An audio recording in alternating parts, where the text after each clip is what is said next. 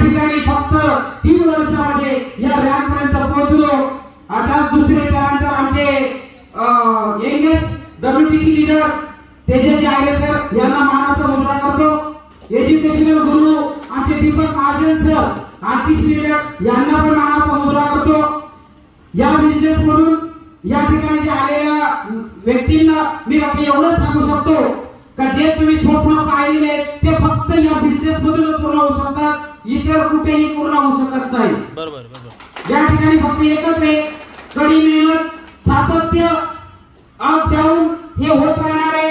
पण आपण जर बघायचं नाही, गुरुने सांगितलं आमच्या महागुरुने टिके रहो, फक्त टिकून राहायचंय।